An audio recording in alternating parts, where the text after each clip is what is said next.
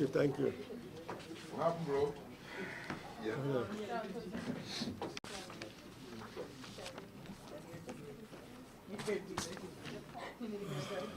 Yeah. Press conference. With me is our General Secretary. He'll be reading two statements, after which he'll be taking questions. Yes? Thank you very much. The first statement reads as follows. The People's Progressive Party joins with the rest of the world in observance of International Day of Happiness, which will be observed on March the 20th, 2015. The pursuit of happiness is a universal goal that is sought by all people throughout the world. Regrettably, millions of people the world over are still condemned to a life of poverty and want, due primarily to an unjust world order in which a tiny proportion of the world's population own and control the vast majority of the wealth created by human labor. The gap in living standards between rich and poor continues to widen despite the great advances in science and technology. The People's Progressive Party is proud of the role it has played in poverty reduction in Guyana and the strong advocacy it has played in the creation of a better and just society. In this regard, mention must be made of the adoption of a new global human order, which was the brainchild of Dr. Chedi Jagan and which was adopted by the United Nations General Assembly. This mood of happiness is the result of hard and painstaking work by the PPPC government to empower our people, in particular our young people, through the creation of a knowledge-based society where Guyanese from all walks of life are today in a much better position to realize their dreams of a good and satisfying life. In this regard, the PPP takes strong objections to the statement made by the APNU leader David Granger that Guyana is an unhappy country. This statement by Granger is not only unfounded, but in stark contradiction to the findings of the Latin American Public Opinion Poll, which in a recent survey found that the happiness level of Guyanese have risen significantly within recent years. The survey indicates that 3/4 of most Guyanese are happy, with 73% happy with their lives. Moreover, according to the recent poll, 3/4 of most Guyanese feel that the government is headed in the right direction and that the government is on the right path in creating a high quality of life for all. The findings are applicable to Guyanese as a whole, but are particularly applicable to the current generation of young people who are today the main beneficiaries of the new development paradigm, in which young people are now capitalizing on the opportunities created by the government to create that good life to which they not only aspire, but to which they are entitled. This wave of prosperity is manifested in the decreasing number of Guyanese who are the proud owners of their own homes, cars, and other consumer durables, which under the PNC regime was a distant dream. It is manifested in the increasing number of university and other tertiary graduates who have made a name for themselves as young entrepreneurs and professionals. It is no wonder, therefore, that Guyanese overseas are returning home in increasing numbers to their homeland after being forced by the PNC regime to look for a better life elsewhere. As the LAPOP survey indicated, Guyanese today are less inclined to migrate to foreign shores, in particular to the United States. All of these developments flies in the face of remarks made by Granger that Guyanese are unhappy with the quality of life they are enjoying today. Whatever unhappiness exists can only be the figment of Granger's biased and jaundiced imagination and is completely at odds with the objective reality. The PPP stands proud of its record of achievements and pledges to continue to propel this glorious country along the path of sustained progress and prosperity. The next statement reads as follows. The People's Progressive Party was made aware that there is a significant shortage of polling day staff in some regions. The party urges GCOM to reopen the process of applications to allow for submission of applicants who are qualified and desirous of working on ED.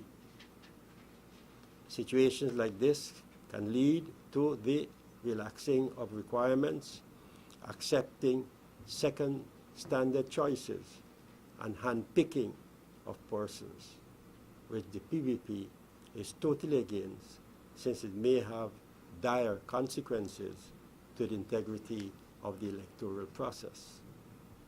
Again, this justifies the party's persistent calls for public vetting of polling day staff. This call is not intended in any way to deprive anyone of any opportunity, but to build public trust and confidence in GCOM's machinery. Time and again, flaws and inconsistencies have marred our elections, especially by unqualified and biased polling day staff. The PPP views this as an appropriate and proactive step in having transparent, free and fair elections, and yet again, the strengthening of our democracy. Further, the party wishes to express its objection to the use of information clerks at polling stations throughout the country, as was done in the case of 2011. This was a total failure and acted as a catalyst for frustration to voters back in 2011. Instead, GCOM must embark on an aggressive voters' education program and to also make public knowledge of the polling places so that people can familiarize themselves with their place of vote. The PPP stands ready to assist GCOM in informing voters of the place they are expected to vote once finalized by GCOM in adequate time. Recent media reports carried scorching attacks by GCOM's chairman, aimed at concerns and suggestions raised by political parties and interested stakeholders. Dr. Surj Bali should know that concerns raised are done so with the best intention of further improving Guyana's electoral process and paves the way for greater transparency at the polls. So instead of attacking and adopting an aggressive policy towards these issues, a better approach would be to take them in good stead and with an open mind. The chairman should not go on the defensive at every concern raised by political parties or interested stakeholders whose intentions are noble.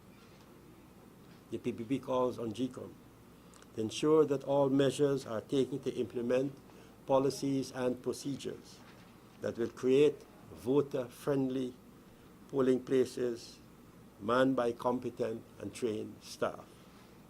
No stone must be left unturned in making May 11, 2015 elections free and fair and free from fear. Thank you.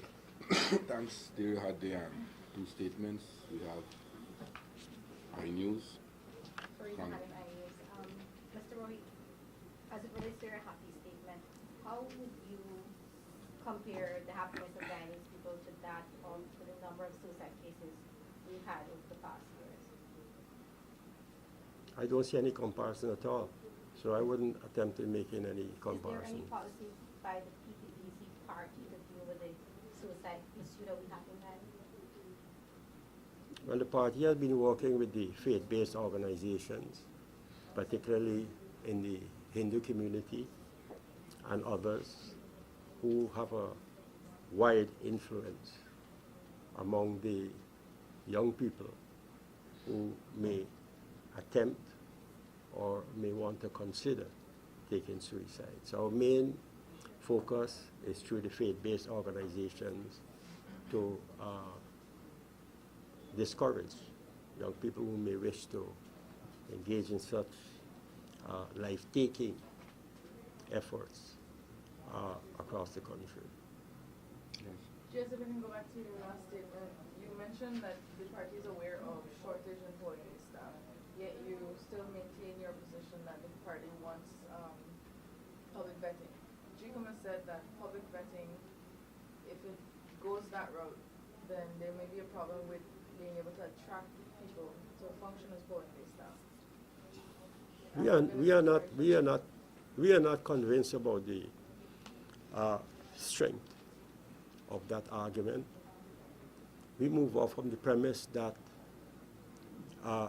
transparency and accountability is a universal phenomenon and is applicable in the context of best practices to any institution that is operating in a country. Transparency and accountability should not only be relevant to government ministers, government offices, etc. Transparency and accountability should be applicable also to institutions such as an elections commission.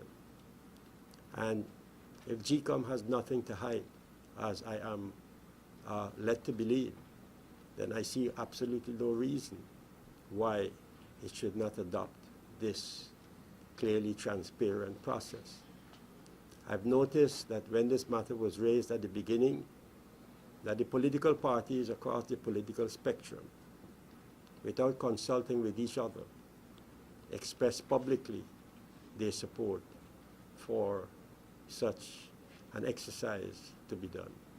And can you respond to Dr. Jagan's daughter's comments, or a letter rather, as well as that those of Mr. Rankrantz regarding a comparison made by the former president between the lifestyles of the Jagans and senior officials in the party now?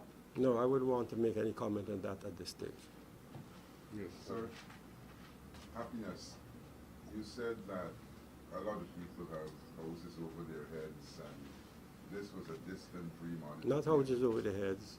You mean roofs would be over their heads. You know what I mean?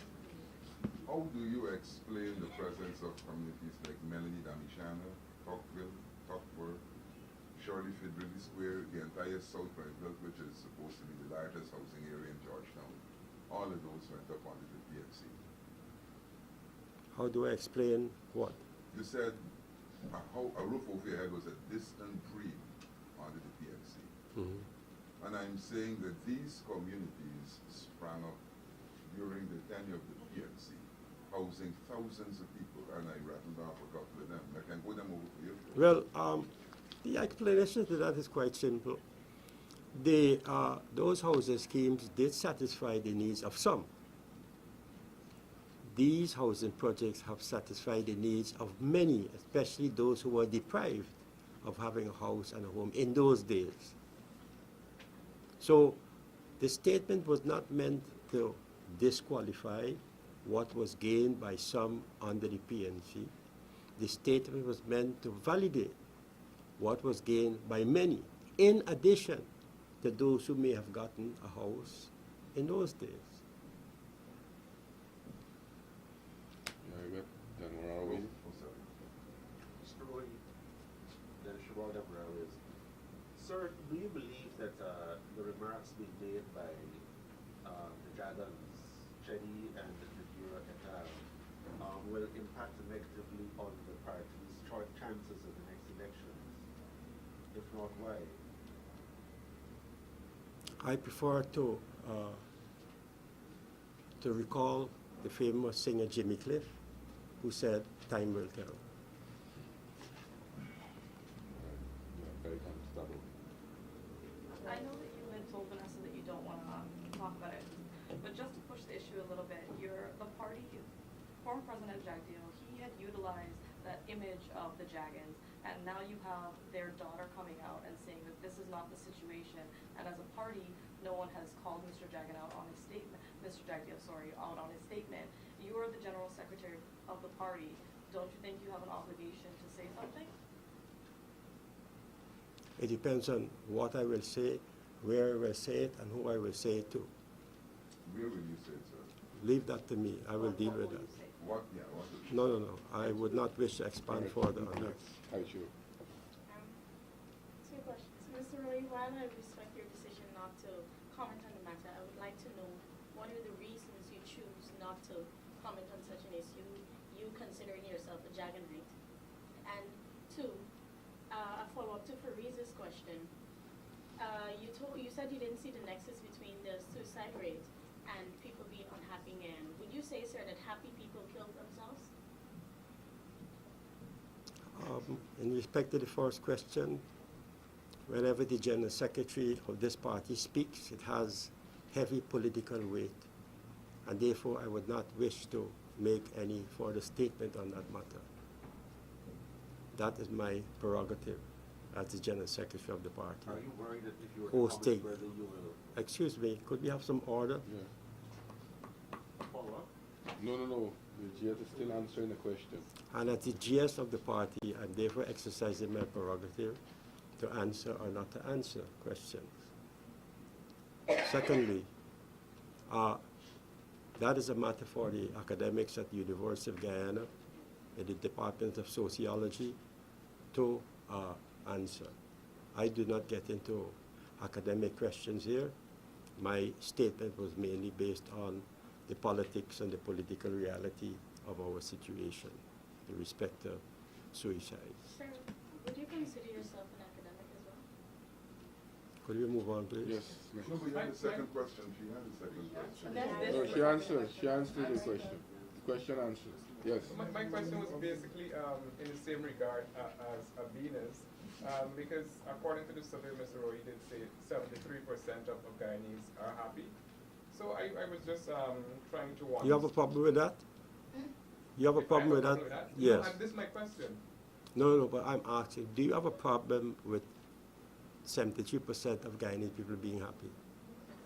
Nevertheless, sir, I'll answer your question. Nevertheless, I just want to understand, we have the highest suicide rate in the world, basically. And against that fact, I'm trying to understand how is it that 73% happy people in the country, and yet we have the highest suicide rate. So Well, that is a just some matter. clarification in that regard. That is a matter for you to investigate. You are saying that we have the highest suicide rate in the world. You have to present. No, that's You, what is- I am that- saying you have to present that as something, the rate, sure. documentation. You have to present that as documentation to me. You don't expect me to sit here and to accept whatever you may be churning out to be factual. But you gave us 73% without documentation. It's publicly known, it's on the internet. And Likewise. no. likewise the highest suicide rate, No. that is on the internet also. Hello. The information I gave is all over the country and the world. Like, All right, let's move on. Next question. Mr. Roy, with regard to happiness, would you say, or are you prepared to comment on whether or not you believe that Guyanese are generally happy about the current level of salaries, the educational opportunities, and the job opportunities that they currently have? And, look at that way to respond to that. Nobody's ever happy with the amount of money they earn. Nobody's ever happy. Everybody would like to have an improvement in their standard of living, improvement of their well-being. Always that is a work in progress. As the country, as the economy grows, and that the rising tide of wealth improves nationally in terms of the gross national product, people become much better off. What- So we have to link all these questions to the growth of the economy, the distribution of the GDP per capita, and many other indicators which will attest the degree of happiness which people are in any society. Okay, you noted, you said that the issue of happiness and its correlation or its relation to suicide is an issue for the No, I didn't University of raise the Guyana question of suicide. perhaps to I did- investigate the I- correlation, the relationship. I did not raise the question of No, you suicide, said it's something for the academics at UG to look at. and Now, I the ended my academics position at at UG that. have consistently said that there's not enough money for them to do academic research. In light of this, as the General Secretary of the PVP, do you believe that there's possibly a need for an injection of more funds by governments into University of Guyana so that such research can take place? Well, that's a question for Mr. Openeye to solve. Do you, as party General That Secretary, is my believe position. that government should place more money into University of Guyana? My to have view such is that activities? that responsibility rests with the Vice Chancellor, Mr. Openeye. All right, let's move on next. Okay, no, sorry, just one more question. In an interview with, some time ago, former President Jagan spoke about what he referred to as... No, Jagan. Oh, Former President Jagan. The guy, he noted, or he made reference to what he referred to as lean government, cutting out... Which Dr. Jagan are you referring to? Chedi Jagan, in a televised interview. He made reference to a lean Where was government. that said and when was that said? It was an interview, I think it was in the 1990s with the No. journal. 92, 93. 93. Well, the 90s. 93. Thank you, Mr. Harry. So he said he made reference to a lean government where very large salaries on the part of government officials, permanent secretaries, ministers, and what's not were cut out. Now, how do you resolve those statements by the founder of the PVP and the person who the PVP continue to make reference to? How do you resolve that with the salaries of current ministers? Do you believe that the salaries of current ministers and permanent secretaries, advisors, are a reflection of the vision or the ideology that Dr. Jagan had? Well, you know, when Dr. Jagan took the realms of office as the president of this country, he made a number of downward adjustments in the salaries and emoluments of ministers. I was one of them. I think you need to go back and ask Mr. Isaacs what were the salaries that were received at that time by government ministers in the past under the PNC, what were the kind of emoluments and what were the kind of allowances. Many of those were significantly reduced by Dr. Jagan. The position and that policy still remains in place. Whenever there's an increase in the salary of public servants, either by 5%, 8%, or whatever, the salaries of the ministers go up concomitantly. So I don't know about any minister, save and except probably the AG, which receives a different salary compared to all the other subject ministers. And the reason for that is because under Burnham, the AG salary was made different from the other ministers for reasons which they can explain. But speaking for myself, who've been with the government as a minister since 1992, I haven't seen any super salary increases. Now, when you get your salary, depends on what you do with it. You can save it, you can blow it out, you can spend it very judiciously, and so forth. So it depends on every minister how they manage their resources. I didn't say that it was a super salary. I was just asking the current salaries that they have, that they benefit from. Do you believe that it's a reflection of what Dr. Jagan spoke about when he spoke? I believe it is. I believe it is because, like I said, if you were to look at what ministers received before, because you see, you always have to make a comparative analysis of what was before and what is now. If you look at what ministers received before, and I think those figures are easily available in the parliament, and you look at what ministers received from 92, the cuts that were made in 92, and how the salaries increased corresponding with the increase that were given to public servants. You can deduce for yourselves whether it is indeed a reflection of what Dr. Jagan stood for. What about the health benefits? Recently we saw $2 million expense on dental work. Do you believe that that is a reflection of the lean government Dr. Jagan spoke about? Dr. Jagan spoke about a lean and clean. I could see that you're not aware of what he spoke about. He don't only speak about lean, he spoke about a lean and clean government. So the $2 million per teeth is a reflection of the clean aspect? I dealt with that. All right, let's move on. Any other question? I wanted to just take Mr. Way back to the salaries that he talked about.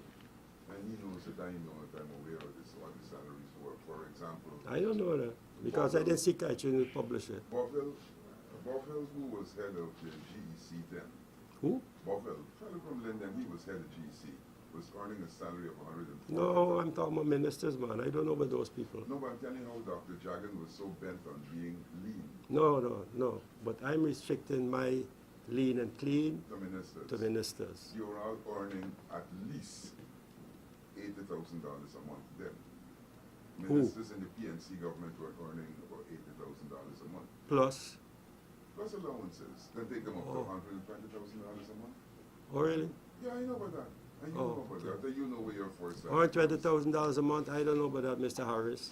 You need to bring the data show to me and compare what ministers were earning then with what public servants were earning then too. You just give me a job, I'm going to the parliament and get it. But All I was right. telling you that Mr. Boffel was earning $140,000 a month when Dr. Jagan sacked him and considered that a super salary. But by the end of the year, Raymond Gaskin, who went on, was getting $172,000 a month, and the trend continued. All right, let's move on. Any other question? Yes, what specific regions are there shortage of polling staff? You mentioned region, Six. Quite a significant number of them. which regions? 1, 2, 3, 4, 5. Mr. Zulfikar could answer Yeah, that. in region 1, region 6, those are some of the regions with other regions. If we could just say one more question, I'm sorry, if nobody else has a question. Dr. Jagan also made reference, he also said, and I quote, you can't have a Rolls-Royce Cadillac living in a donkey cart economy. Do you believe, again, the salaries and the benefits, the vehicles, the medical bills, all of these things are No. Your quotation is inaccurate. Okay, but what do you... Your quotation is inaccurate. You I can't wouldn't have a re- Rolls-Royce All right, Cadillac in a donkey cart economy. Do you believe that the current your salaries is a reflection of that?